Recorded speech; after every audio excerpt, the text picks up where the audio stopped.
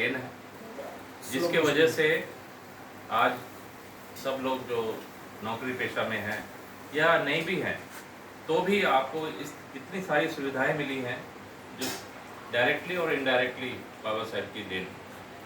तो सबसे पहले आपको मैं बता दूं कि बाबा साहेब जो जन्म हुआ था 1891 में, 14 अप्रैल तो हम लोग जानते हैं, लेकिन सन कोई पूछता है कि भाई कौन से सन में पैदा हुए तो वो हम लोग नहीं जानते हैं। तो 1891 में 1891 में 14 अप्रैल मऊ में मध्य प्रदेश में पैदा हुए थे।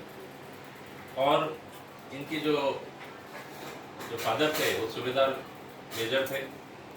जो रामजी सकपाल जी जो थे वो अंग्रेज़ों की वजह से उनको जॉब मिली, नहीं तो जो जिस निम्न वर्ग से आते थे, महार जाति से बाबा साहेब बिलोंग करते थे, जो अछूत समाज में जन्मे थे, अछूत समाज में आते थे, ये महार जाति महाराष्ट्र के में ये अछूत में आते थे। तो ऐसे में उनको जॉब मिलना तो क्या दूर, उनको पानी पीना और अन्य सुविधाएं भी उपलब्ध नहीं थी।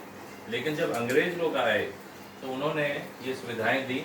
उनको कॉन्वेंट स्कूल, उनकी छावनियाँ होती थी, छावनी में जो स्कूल्स होते थे तो उसमें पढ़ने का अधिकार भी इन्होंने दिया। लेकिन उसमें भी जो टीचर्स थे उनको छुआछूत का सामना करना पड़ता था। जैसे कि आपको मालूम है कि बाबा साहेब को भी बाहर बैठने के स्कूल के बाहर बैठ के, क्योंकि पूरी तरह से वो कुछ लोग ही आए थे जो आपको पता है ईस्ट इंडिया कंपनी के जो लोग आए थे, बहुत ज़्यादा पूरा तो उनका कब्जा नहीं था, लेकिन छावनी में खास करके उनका दबाव रहता था। और अलग अलग उन्होंने बटालियन बना रखे थे, जैसे कि चमार बटालियन अलग था, राजपूत लोगों का अलग से बटालियन था, जितना राजपूतना राइफल्स, क्योंकि वो अलग अलग थे। महार जाति के अलग था, महार रेजिमेंट था। तो महार जाति क्या उसमें ये सूबेदार मेजर थे आपके रामजी सकपाल जी।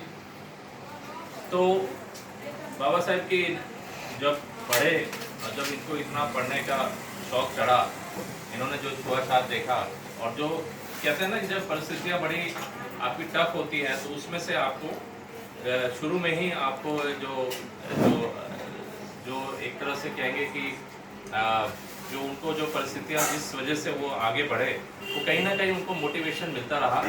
जो जितना उनको दबाने की कोशिश की गई वो और ज़्यादा उनको ऐसा लगा कि मुझे इससे निजात पाना है और इससे आगे बढ़ना है। और उनको पढ़ाई का एक मुद्दा था जो उसको उन्होंने पकड़ा, उसका सहारा बनाया, क्योंकि कहीं ना कहीं उनके जो अध्यापक वगैरह जो थे वो इसमें ज़रूर साथ दिया। उन्होंने बताया कि शिक्षा से ही आप आगे जा सकते हैं, और उन्होंने शिक्षा को ही अपना हथियार बना के अपने समाज में, महार जाति के समाज में वो पहले स्नातक थे।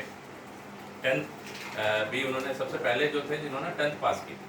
आप सोच सकते हैं जब वो 10th पास हुए थे तब उनको सम्मानित किया गया था, क्योंकि अपने समाज में तो इतनी मतलब अशिक्षा का अभाव था उस समय।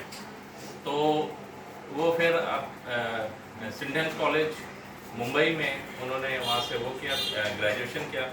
और उसके बाद वो 1913 में ये अपने 1913 में ये कोलंबिया यूनिवर्सिटी जाते हैं और वहाँ से वो अपना MA करते हैं। और उसके बाद MA करके वो, क्योंकि बड़ौद महाराज जो थे उस समय स्कॉलरशिप दे रहे थे, बड़ौदा के जो महाराज थे, हाँ गायकवाड़ जो थे वो उस वक्त स्कॉलरशिप दे रहे थे।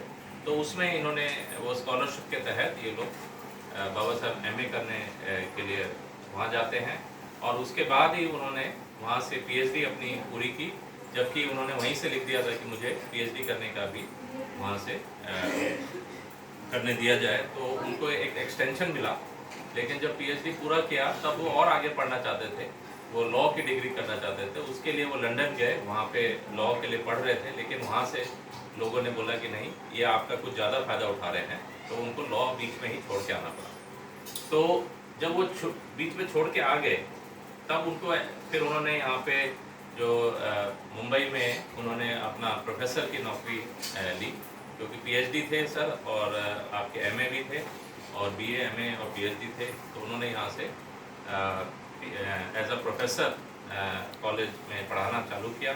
लेकिन उनको हमेशा ये लगता था कि मेरी अभी लॉ की डिग्री अभी जो उन्होंने लंदन में ग्रेज इन नाम का जो कॉलेज है वहाँ से उनकी आधी छूट गई थी बीच में। तो उनको हमेशा लगता था कि तब उनको छत्रपति साहू जी महाराज मिले जो कि कोल्हापुर के राजा थे उस समय, एक और जो कि ओबीसी समाज से आते हैं। आज के परिप्रेक्ष्य में अगर हम बात करें तो कोल्हापुर एक महाराष्ट्र में एक राज्य था, उसके महाराज जो थे वो थे आपके छत्रपति साहूजी महाराज, जो कि शिवाजी के वंशज थे।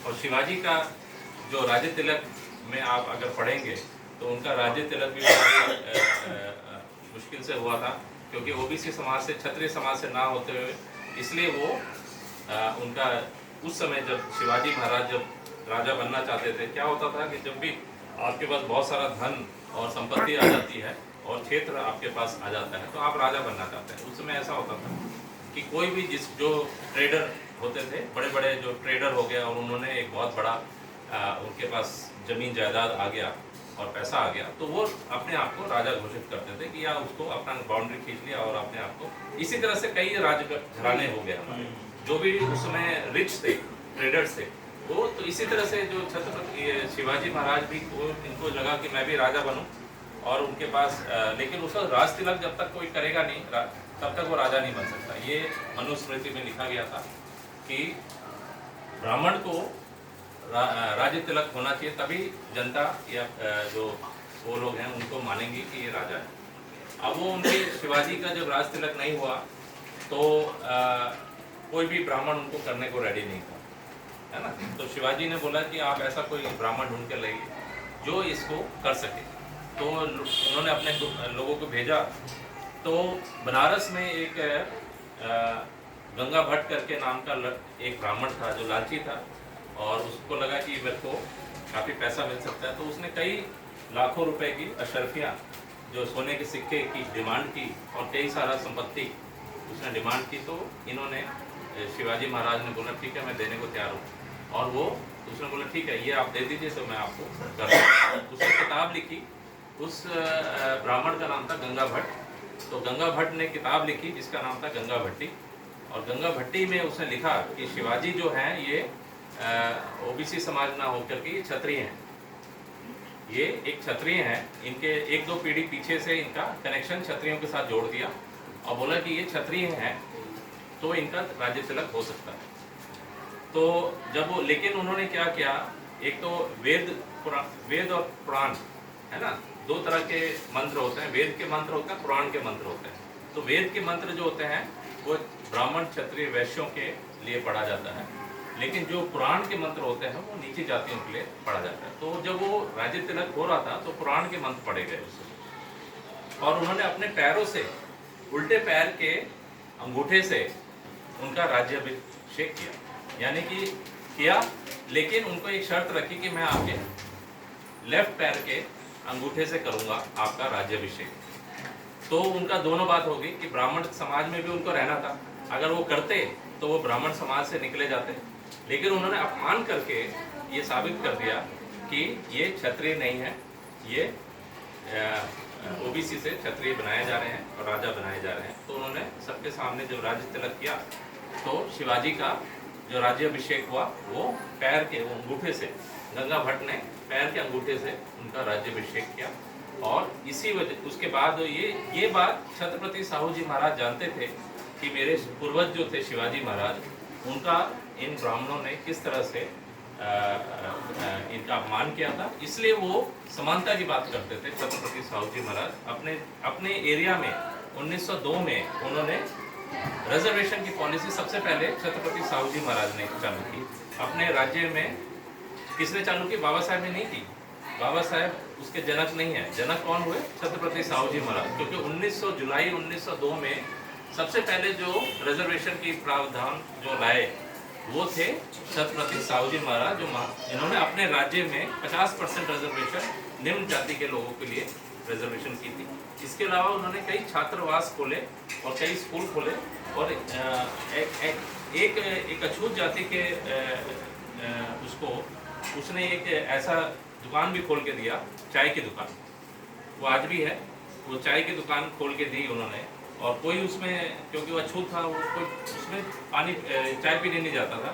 तो छत्रपति जब इनको पता चला कि ऐसा मैंने खोल के दिया है लेकिन कोई उसमें जा नहीं रहा है, तो ये फिर डेली उसमें खुद ही जाते थे और वो चाय पीने के लिए।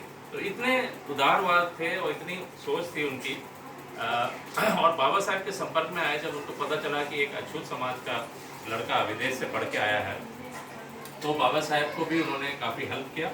उनकी एक मूक नायक नाम की एक साप्ताहिक आती थी, एक मैगजीन निकलता था, अखबार निकलता था, सॉरी नॉट मैगजीन, अखबार निकलता था मूक नायक। उसमें उसको स्टार्ट करने के लिए 2500 रुपये छत्रपति साहू जी महाराज ने प्रेस उनको प्रेस जो छापने की जो मशीन होती है उसको लाने के लिए वो 2500 रुपये छत्रपति साहू जी महाराज ने 1900 ये जब आए थे 1927 से पहले 22 या 24 के आसपास का है ये, क्योंकि उसके बाद ये और फिर इन्होंने ही पैसे दिए इनको ग्रेज इन में पढ़ने के लिए।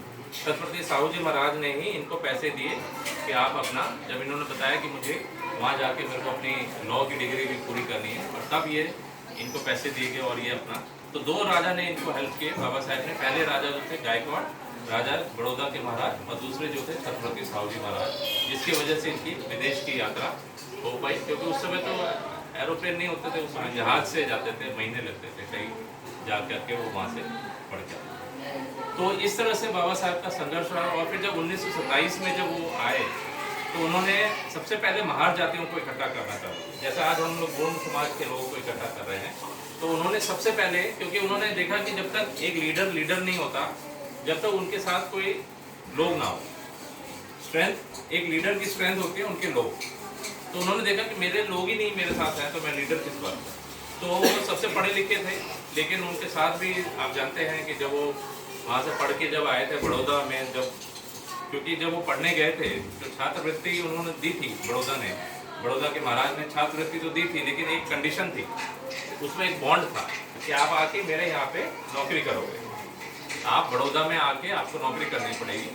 तो जब वो वापस आए तो उनको सचिव बनाया जा रहा था, सेना का सचिव बनाया गया। तो उसमें लेकिन उनको रहने के लिए व्यवस्था नहीं हो पाई वहाँ पे। बड़ौदा महाराज को नहीं पता था कि ऐसे ऐसे दिक्कत आ रही है, क्योंकि उनको जॉब तो दे दी उन्होंने महाराज ने, लेकिन जब ये रहने के लिए जितने घरों में गए, जितने भी धर्मशाला में गए, सबसे वहाँ से उनको निकाल दिया गया। तब उनको एक पारसी धर्मशाला में एक जगह मिली, क्योंकि उन्होंने पारसी धर्मशाला ने उनकी कास्ट नहीं पूछी, बहुत सूट बूट में थे ये, इनको लगा कि अम्बेडकर नाम है तो हो सकता है अपर कास्ट का ब्राह्मण ही होगा। तो उन्होंने पारसी वालों ने उनका नाम नहीं पूछा और उनको दे दी जगह। बाद में कुछ दिनों बाद जब उनको पता चला पारसी धर्मशाला में, रात के 10 बजे 11 बजे उनको धर्मशाला से ही धक्के मार के पारसी के लोग जो थे वो सब आ जाते हैं और उनको बोला कि आप निकलिए, आपको हमारे धर्मशाला को अछूत बना दिया। और इस तरह से फिर जब उनको निकले वहाँ से, तब वो अपना जॉब छोड़ करके वहाँ से बॉम्बे आ जाते हैं और वहीं वो संकल्प लेते हैं। जो बड़ौदा में आप जाएंगे तो एक संकल्प भूमि के नाम से है वहाँ पे बड़ौदा में, जहाँ पे उन्होंने संकल्प लिया था कि मैं इस छुआछूत को ख़त्म करके रहूँगा। इतना मैं पढ़ लिख के विदेशों से इतनी सारी डिग्रियाँ लेके भी आया हूँ, तब भी जो उनका जो चपरासी था वो दूर से फाइल फेंक देता था। अब समझ रहे हैं, दूर से पेपर पे उस पर, जबकि इतने पढ़े लिखे थे, दूर से होता है कि चपरासी वो भी छुआछूत करता था अफसर के, उससे पानी नहीं पिलाता था उनको, अलग से घड़ा रख दिया था उनके लिए, बोलता मैं नहीं पानी पिलाऊंगा, तुम अपने आप पीना पड़ेगा। तो इतना मतलब उनको संघर्ष करना पड़ा, तब वो वहाँ से अपना जॉब छोड़ के इधर आ जाते हैं। और 1927 में वो महार 10,000 महार को लेकर के, महारों को लेकर के मार्च में 20 मार्च को ये चवदार तालाब में, पुणे के पास में आप जाएंगे, करीबन 80 किलोमीटर है पुणे से। चवदार तालाब एक जगह है। इस तालाब में क्या था, 1927 की बात बता रहा हूँ, 1927 में 1922 में ही बल्कि अंग्रेजों ने एक आदेश पारित किया था कि जितने भी तालाब हैं या अन्य कोई भी हॉल है, उसमें सबको जाने की वो है, अनुमति है, जो कि अंग्रेज लोग उसका देख रेख करते हैं। तो बॉम्बे लेजिस्लेशन ने ये पास किया था, बॉम्बे में ये पूरा जो उसमें आता है, ये आप बॉम्बे वहाँ से मेरे ख्याल से 200-250 किलोमीटर है वहाँ से।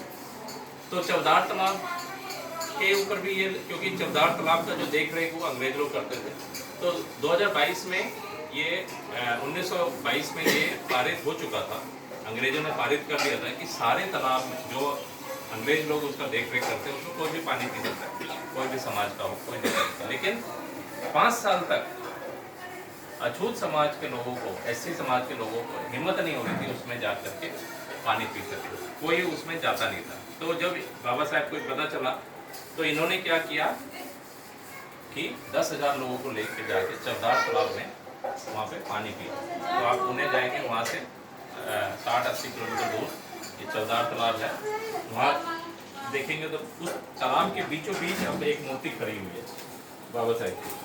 तो वो उन्होंने तालाब में से पानी पिया और वहाँ संघर्ष किया। और उसके अगले दिन वहाँ पंडाल लगा रखा था, वहाँ लोग रुके हुए थे कई लोग।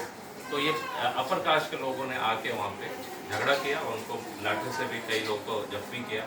और फिर एक हफ्ते बाद उस तालाब को फिर शुद्धिकरण किया गया। 108 घड़े लाए गए, 108 घड़ों में गोबर और गोबर का मूत्र, आप समझ रहे हैं, गोबर और गोबर का मूत्र भर के, हाँ गाय का मूत्र और गाय का गोबर उसमें डाल करके उसमें 108 घड़े उसमें दफन कर दिए गए। और उससे कई मंत्र वगैरह पढ़ के कई ब्राह्मण वहाँ से आसपास के लोग आके उसको शुद्धिकरण हुआ। तो इस तरह से उस समय व्यवस्था थी कि आप समझ सकते हैं कि कितनी मतलब एक इंसान के पीने से एक तालाब वो हो जाता है और गाय के मूत्र से और गाय के गोबर से वो शुद्धिकरण होता है। तो ये स्थिति थी उस समय, यानी कि आपकी स्थिति गाय के मूत्र से भी नीचे है। भाई गाय तो पवित्र है, गाय का जो मल मूत्र है वो पवित्र है, आप उससे नीचे हैं, एक इंसान उससे नीचे है। उस समय की ये लोगों की धारणा थी और सोच थी, इतनी घटिया सोच थी उस समय से।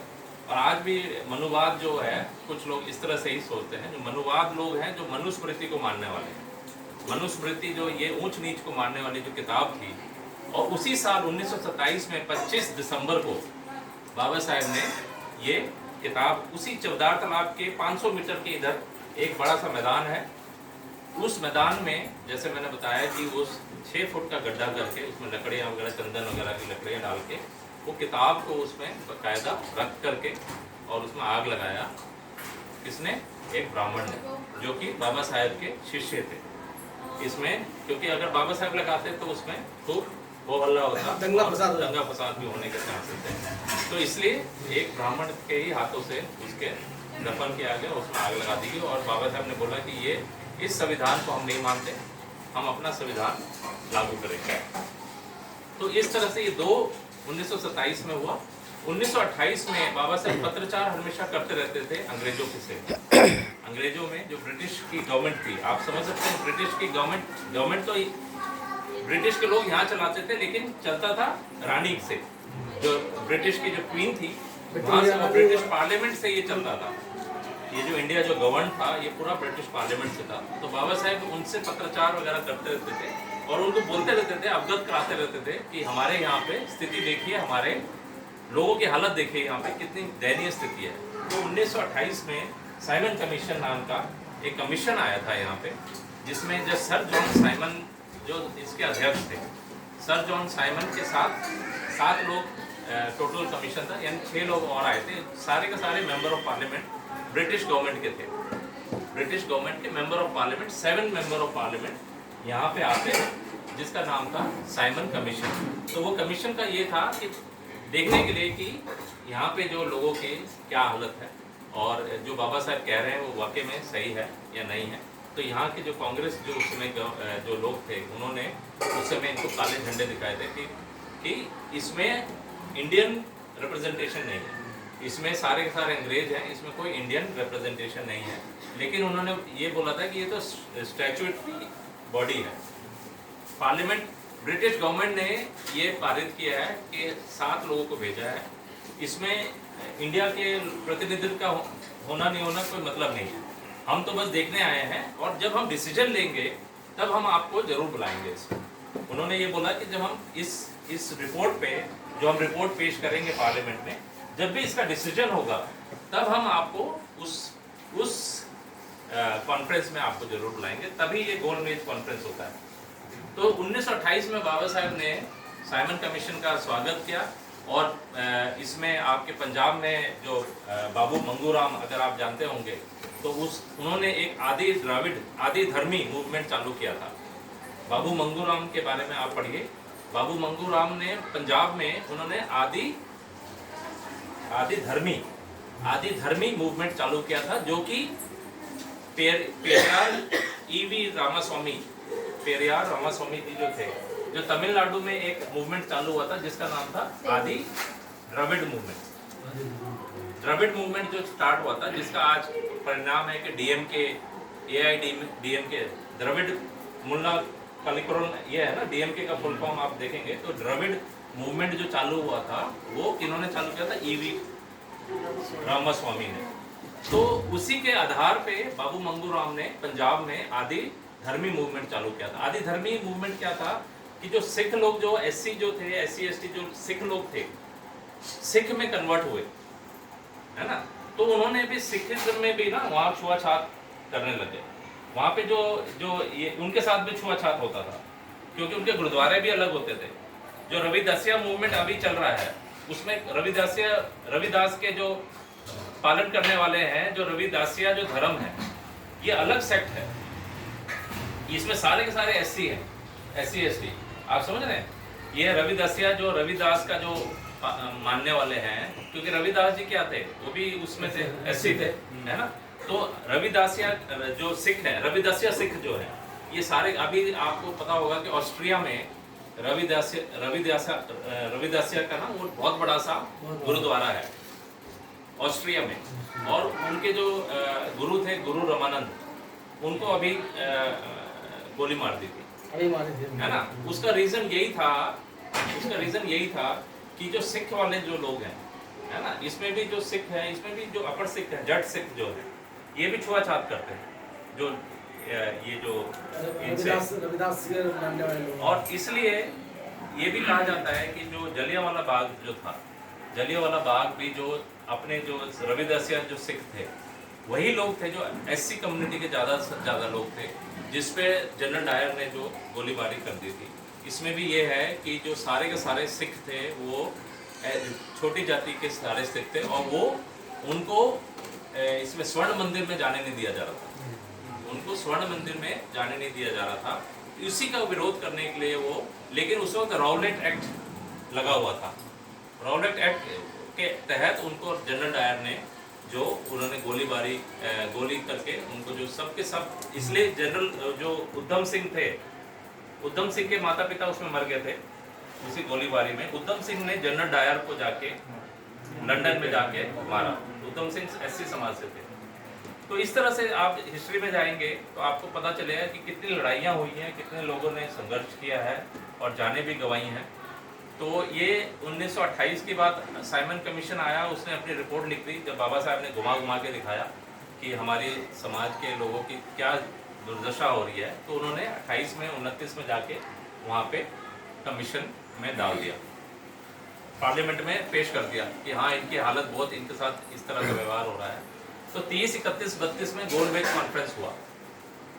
कॉन्फ्रेंस हुआ। उसमें सारे प्रतिनिधित्व को बुलाए गए, उसमें बाबा साहब को भी बुलाया गया, SC समाज के प्रतिनिधित्व। उसी तरह से इधर आपको कांग्रेस को भी बुलाया गया और भी सब लोग को बुलाया गया, लेकिन उसमें गांधी उसमें नहीं गए। गांधी 1930 में नहीं जाते हैं। तो वहाँ जब बाबा साहब अपना पूरा वहाँ बोलते हैं कि हमें भी बाबा साहब बोलते हैं कि हमें 2 वोट का अधिकार चाहिए। 2 वोट का अधिकार बाबा साहब वहाँ पे पेश करते हैं कि हम लोग हिंदू नहीं हैं। वो क्या वहाँ पे पेश करते हैं, वहाँ पे दलील क्या देते हैं पार्लियामेंट में, वहाँ पे गोलमेज कॉन्फ्रेंस पे क्या दलील देते हैं बाबा साहब कि हम हिंदू नहीं हैं। क्यों हिंदू नहीं है? क्योंकि बोलते हैं कि हमें ना तो पानी पीने दिया जाता है, और इसी वक्त 1930 में ही उन्होंने नासिक में घुसने के लिए, टेम्पल में जाने से पहले, गोलमेज कॉन्फ्रेंस से जाने से पहले ही वो टेम्पल में घुसने के लिए, कालाराम मंदिर है नासिक में, अगर आप जाएंगे तो वहाँ पे देखेंगे काले राम, जो राम है वो काले रंग का है, मूर्ति जो है काले रंग की है राम की, तो उसको कालाराम मंदिर के नाम से फेमस है नासिक में। तो उसमें आप जब जाएंगे तो उसमें बाबा साहब ने साथ का व्यवहार होता है। तो ये सारी दलीलें उन्होंने मान के, जबकि जो कांग्रेस के जो ये थे अध्यक्ष जो उस समय थे आपके महात्मा ये आपके गांधी, गांधी वहाँ पे कहते हैं कि नहीं, मैं पूरे हिंदुस्तान का मैं ही प्रतिनिधित्व करता हूँ, अछूतों का भी मैं ही प्रतिनिधित्व कर रहा हूँ। ये हम लोगों ने सुधार लेंगे, हमने जो गलतियाँ पुराने हमारे लोगों ने की हैं उसको हम सुधार लेंगे, इसको हमने लेकिन ये हमारे ही अभिन्न अंग है। तो बाबा साहब ने उनको वहाँ पे यही बोला था कि अगर हम आपके अभिन्न अंग हैं, तो जब हमने पानी पीने का संघर्ष किया तो तब तुम कहाँ थे? 1927 में तुमने मेरा साथ कितना दिया? नासिक में कालाराम मंदिर में घुसने का संघर्ष मैंने किया, तब तुमने मेरा कितना साथ दिया? या तुम्हारे लोगों को कितने लट पड़ी? मेरे लोगों का सर फटा, तुम्हारे लोगों का कोई सर नहीं फटा। इस तरह की जब दलीलें उन्होंने दी तो चुप हो गए, उनको पता चल गया कि ये झूठ बोल रहे हैं। और बाबा साहब को 2 वोट का अधिकार वहाँ से पारित होते हैं। उसमें क्या था? 2 वोट का अधिकार बेसिकली ये था कि एक जनरल सीट है, एक SC सीट है या ST सीट है। SC SC सीट है, एक जैसा आज हो रहा है, जनरल भी बंदा खड़ा होगा, SC का भी बंदा खड़ा होगा, ST का भी खड़ा होगा, कोई भी खड़ा हो सकता है, सभी लोग वोट करेंगे जैसा आज हो रहा है। आज क्या हो रहा है? जॉइंट इलेक्टोरेट है, इसको कहते हैं जॉइंट इलेक्टोरेट। एक हो रहा है सेपरेट इलेक्टोरेट, जो बाबा साहब ने मांगा था वो सेपरेट इलेक्टोरेट मांगा था। सेपरेट इलेक्टोरेट क्या था? ये तो अभी जॉइंट इलेक्टोरेट जो अभी चल रहा है। सेपरेट इलेक्टोरेट में क्या था कि वो सीट SC की रहेगी, उसमें सिर्फ SC के लोग खड़े होंगे और SC के ही लोग उसमें वोट डालेंगे। या अगर ST का सीट है, वो अगर वो क्षेत्र ST की है तो उसमें सिर्फ ST के ही लोग खड़े होंगे और ST के लोग ही उसमें वोट डालेंगे। उससे क्या होगा? जो बंदा जो अगर वो पार्लियामेंट में जाता है तो वो ST के सीट से आया है और ST के वोट से आया है वो, तो वो ST की बात करेगा या SC की बात करेगा। तो वो ट्रू रिप्रेजेंटेटिव पार्लियामेंट में भेजने चाहते थे। आजकल क्या है? जॉइंट इलेक्टोरेट से क्या हो रहा है? नॉट स्टूजेस वहां पहुंच रहे हैं जो अपने समाज की बात नहीं करते, कि वो कहते हैं कि भाई मेरे को तो, मैं SC की सीट से जरूर आया हूँ लेकिन मुझे जनरल ने भी वोट दिया है, मुझे OBC भी ने वोट दिया है, मेरे को सभी धर्मों के लोगों ने, और टिकट मेरे को पार्टी ने दिए, इसलिए मैं पार्टी की बात करूंगा पहले। तो ये हो रहा है। लेकिन बाबा साहब चाहते हैं कि सेपरेट इलेक्टोरेट, इसको कहते हैं सेपरेट इलेक्टोरेट या 2 वोट का अधिकार। तो ये फिर गांधी जी ने इस पे जैसे ही वहां से आए, गांधी जी ने उस पर अनशन रख दिया, बोला कि मैं कुछ नहीं खाऊंगा, ये अधिकार खाऊंगा मैं जो बाबा साहब लेके आए हैं। और ये फिर जब देखा अंग्रेजों ने तो उनको यरवदा जेल पुणे में उनको वो कर दिया, क्या कर दिया उसमें उनको भेज दिया, कैद कर दिया। लेकिन वहाँ पे भी वो अनशन चालू रहा और कुछ दिनों बाद उन्होंने पानी पीना भी छोड़ दिया। तो और प्रेशर आ गया बाबा साहब के ऊपर, और काफ़ी प्रेशर बाबा साहब के ऊपर आ गया कि किसी तरह से आप इसको समझौता करें, नहीं तो गांधी जी की जान खतरे में। और इनको खूब तरह के संतावना वो दिए गए, इनको ना बाबा साहब को काफ़ी वो दलीलें देगी कि आप ये अंग्रेजों का एजेंट है, अंग्रेजों से मिल गया है, देशद्रोही है, ये है, इस तरह से कई बोला गया, और जानी दुश्मन है, ये इनकी जान पे तुला हुआ है। एनी हाउ, तो बाबा साहब पे काफ़ी प्रेशर आया और बाबा साहब को धमकियाँ देने लगे लोग कि आपको मार देंगे। और आप तो बाबा साहब ने बोला मैं तो ये बहुत मुश्किल से लाया हूँ, ये मैं इतनी जल्दी छोड़ने वाला नहीं हूँ, आप बेशक मुझे मार दें, मुझे कोई फर्क नहीं पड़ता। लेकिन जब उन्होंने ये बोला कि आपको तो मारेंगे ही, अगर गांधी की डेथ हो गई तो आपको तो मारेंगे ही, लेकिन आपके समाज को भी पूरा ख़त्म कर देंगे, आप उनको भी नहीं छोड़ेंगे। तब उनको लगा कि ये तो उस समय बहुत ये लोग इंडस्ट्रियलिस्ट भी थे उस समय, टाटा बिरला भी थे उस समय, और बहुत पैसे वाले थे, कांग्रेस जितने भी थे सब लोग। तो और ये जो अछूत समाज था ये बहुत ही निम्न वर्ग था उस समय, और कोई उनके अपने प्रॉपर कोई जगह भी नहीं थी, पढ़े लिखे भी नहीं थे और झुग्गी झोपड़ियाँ में रहते थे। तो इस तरह से वो उन्होंने सोचा कि ये चीज़ अच्छा नहीं होगा और हो सकता है कि उनकी जान चले जाए, क्योंकि कई दिन हो चुके थे, 10 दिन से ज़्यादा 12-15 दिन हो चुके थे।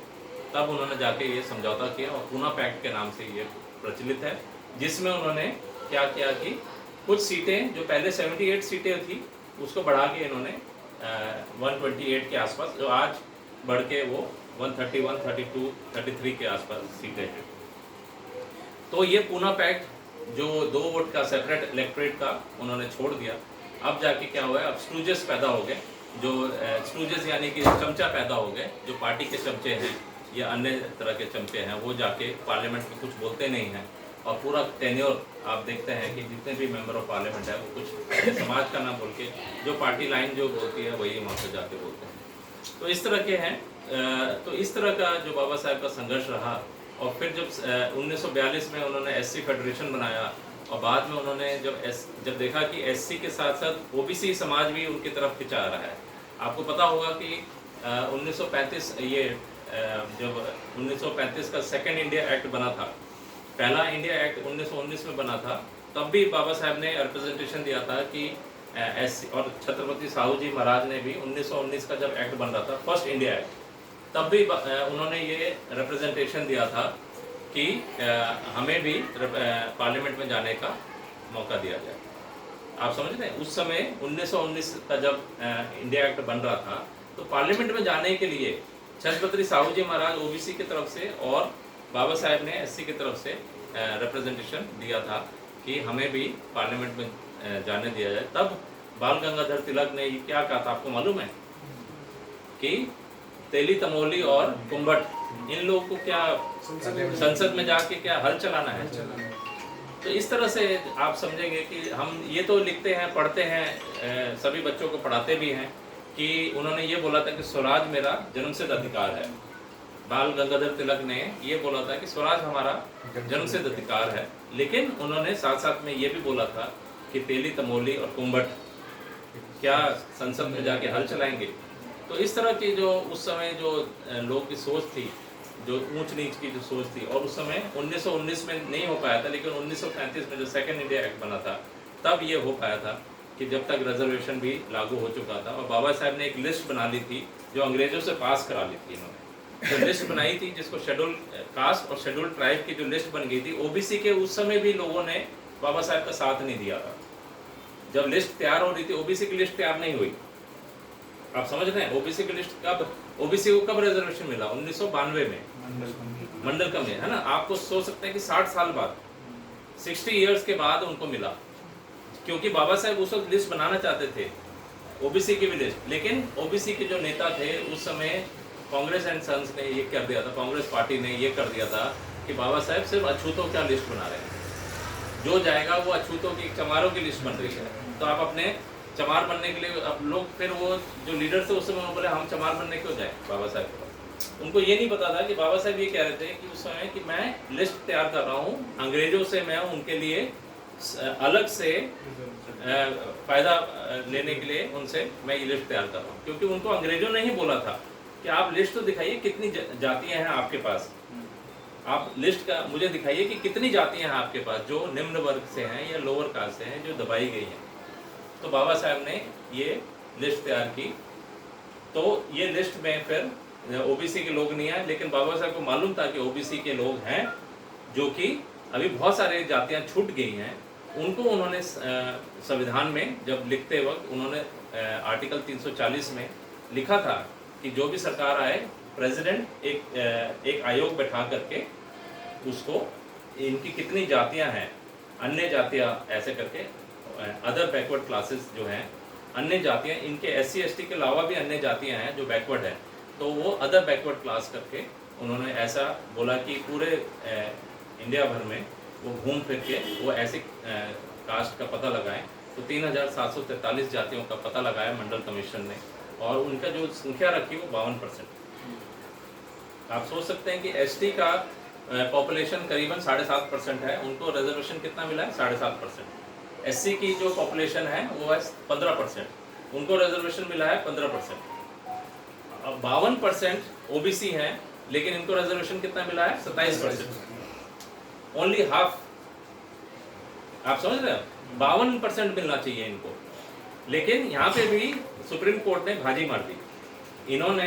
जब इन्होंने देखा कि इनकी तो यार संख्या 52% है ओबीसी की, तो हमें 52% रिजर्वेशन देना पड़ेगा, तो इन्होंने सुप्रीम कोर्ट का सहारा लिया। इन्होंने क्या बोला सुप्रीम कोर्ट में?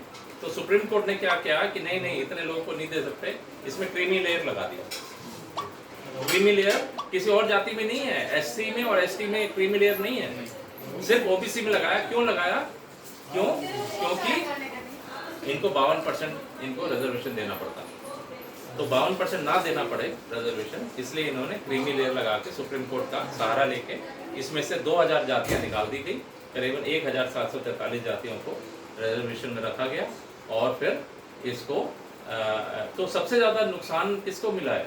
सबसे ज़्यादा नुकसान ओबीसी। आज ओबीसी कैंडिडेट जो हैं, ओबीसी में आप हायर एजुकेशन में जाएंगे, वहाँ 10 सीटें होंगी, लेकिन कैंडिडेट वहाँ 2 लोग पहुँचेंगे। एजुकेशन ही नहीं लिया इतने सालों से, इन्होंने इनका बहुत पीछे रह गए ये लोग। एससी सबसे ज़्यादा आगे बढ़ा है, और जिसने भी बाबा साहेब को मान लिया वो सबसे आगे पहुँचा। एससी जो है, एससी में भी चमार जो सबसे ज़्यादा है, ये लोग बहुत आगे पहुँचे, क्योंकि बाबा साहेब को इन्होंने सही तरह से मानने में बाबा साहेब को फॉलो किया, और बाबा साहेब की जो कारवां हैं और जो उनका जो संघर्ष और उनको पढ़ के उस पर आगे बढ़े हैं ये लोग। एजुकेशन इन्होंने ली है आगे। चमार में आप सबसे ज़्यादा जो एजुकेटेड लोग मिलेंगे। एसटी में अपने महापुरुष जो एजुकेशन में एक रोल मॉडल की तरह ना होने की वजह से हमें भी इस तरह से कोई वो नाम मार्गदर्शन नहीं मिला। लेकिन बाबा साहेब ने जो एससी एसटी के लिए काम किया, क्योंकि सबसे पहले इन्होंने जो आर्टिकल लिखा 340 वो ओबीसी के लिए लिखा, 341 लिखा एससी के लिए और 342 एसटी के लिए। सबसे पहले इन्होंने ओबीसी को दिया। अगर ये चाहते तो एससी को सबसे पहले देते, क्योंकि एससी समाज से थे बाबा साहब, लेकिन ओबीसी को, क्योंकि इनको पता था कि ओबीसी सबसे बड़ी कम्युनिटी है। बाबा साहब को मालूम था ये सबसे ज़्यादा। और आज भी ओबीसी जो है, अभी आप देखोगे कि ओबीसी का, वैसे तो कहते हैं मोदी जी ओबीसी से हैं, लेकिन वो बाद में जाति डाली गई है आज भी। लेकिन क्योंकि 52% अगर ये लोग एससी एसटी के साथ मिल जाएं ओबीसी, तो ये हमेशा ओबीसी का ही प्राइम मिनिस्टर और प्रेसिडेंट बनेगा। लेकिन ऐसा होता नहीं है, क्योंकि जो 3.5% ब्राह्मण लोग हैं यही पूरे राज कर रहे हैं, क्योंकि ये ओबीसी का सहारा लेते हैं। ओबीसी को बोलते हैं कि आप एससी एसटी को नीचे दबा के रखिए, इनका जो ऊपर तक मत आने दीजिए। ओबीसी उनको फायदा देती है। जो ब्राह्मण लोग हैं ये लोग, उनको फायदा, क्षत्रिय लोग हैं ये फायदा देते हैं उनको। तो इस तरह से देखिए हमारा जो संघर्ष रहा बाबा साहेब का। और इन्होंने किताबें, आप इनकी किताबें पढ़ेंगे बाबा साहेब की, एनालाइजेशन ऑफ कास्ट सबसे पहली किताब जो थी, जो इन्होंने लिखी थी, जो सबसे इम्पोर्टेंट किताब मैं बता रहा हूँ, एनालाइजेशन ऑफ कास्ट पर ये। वेटिंग फॉर वीज़ा ये दूसरी किताब है, वेटिंग फॉर वीज़ा। और तीसरी किताब जो है बुद्धा एंड हिज धम्मा, जो सबसे लास्ट में इन्होंने लिखी थी। और फिर आपको पता होगा कि 14 अक्टूबर को इन्होंने 1956 में इन्होंने धम्म दीक्षा ली थी, जो इन्होंने बोला था मैं अपने धर्म में वापस जा रहा हूँ। क्योंकि 1936 में इन्होंने बोल दिया था कि मैं अब हिंदू नहीं हूँ, मेरा हिंदू के तौर पे ये आखिरी भाषण है। वहाँ पे 1936 में जब ये नासिक में कालाराम मंदिर में 5 साल तक इन्होंने संघर्ष किया, कालाराम मंदिर में नहीं जा सके। इन्होंने बोल दिया कि मैं हिंदू नहीं हूँ, क्योंकि जो मुसलमान होता है वो अपने गुरुद्वारा उसमें जाता है, मस्जिद में जाता है, जो सिख हैं वो अपने गुरुद्वारा जाते हैं। तो इस तरह से अगर मैं भी हिंदू हूँ तो मैं भी मंदिर में जाने देना होना चाहिए था, लेकिन मेरे को क्योंकि ये रोक रहे हैं इसलिए मैं हिंदू हूँ ही नहीं। आप समझ रहे हैं? ये तर्क देके उन्होंने बोला मैं हिंदू को मैं त्यागता हूँ। और मैं 36 के बाद से काफ़ी लोग इनके पास, कई धर्म के लोग आए, जैसे हैदराबाद के जो निज़ाम थे उन्होंने उस समय 5 करोड़ रुपए की पेशी की थी कि आप बाबा साहब अपने समाज के लोगों को मुसलमान बना दीजिए। लेकिन उन्होंने बोला कि बाबा साहब ने क्या बोला उस समय निज़ाम को, हैदराबाद का निज़ाम बहुत रिच था, 5 करोड़ की पेशी उस समय 1900, आप सोच रहे हैं कि देश आज़ाद से पहले, 47 से पहले। बाबा साहब ने बोला ये कोई भेड़ बकरियाँ नहीं है मेरा समाज, जो कि मैं हारते हुए कहीं पे भी किसी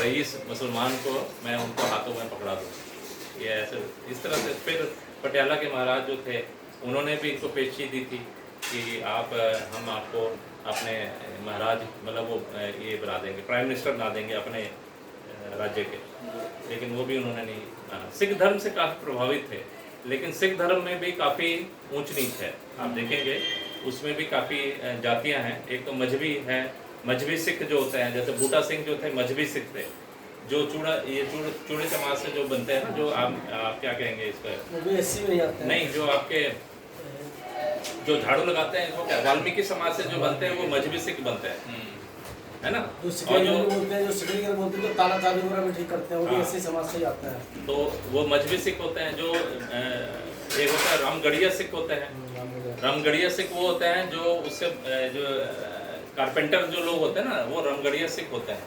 और उसी से रविदासिया सिख होते हैं जो एससी चमार से जो आते हैं, वो रामदासिया सिख होते हैं। तो इस तरह से अलग अलग सिखों में भी पार्टीशन है, उनके गुरुद्वारे भी अलग हैं। तो इसलिए आज भी आप देखेंगे कि हमारा समाज ऊंच नीच में बटा हुआ है। और ये बीच बीच में थोड़ा थोड़ा कहीं ना कहीं विमला वाला केस पता ही है आपको, और कई कई आपने जैसे डॉक्टर पायल टांडवी का सुना होगा, अगर उसने सुसाइड किया था क्योंकि 3 अपर कास्ट की जो लड़कियां थी उसको उसमें हॉस्टल में उसको प्रताड़न कर रही थी, उसको व्हाट्सएप ग्रुप में भी उसको प्रताड़न हो रहा था। तो वो तीनों लड़कियां तो खैर रस्टिकेट हो गई थी, लेकिन उसने सुसाइड कर लिया। वो एमडी कर रही थी, एमबीबीएस करके एमडी कर रही थी वो, तो वो उसने सुसाइड किया। तो इस तरह से कई बीच बीच में आपको घटनाएं, आपने देखा होगा मूछ रखने पे भी कई, कोई जीन्स पहन लिया है तो उस पर मार दिया, इस तरह की घटना हमने। और ये क्राइम रिकॉर्ड्स में आप देखेंगे तो एवरी डे एक ना एक कोई ऐसा डेथ होती है, 2-3 डेथ होती हैं पूरे इंडिया भर में। एक जो कि इसमें कास्ट से प्रभावित होकर, ऑल्दो SC/ST एक्ट बन गया है, लेकिन उसके बाद भी काफ़ी कुछ सुधार हुआ है, लेकिन काफ़ी कुछ करना अभी भी बाकी है।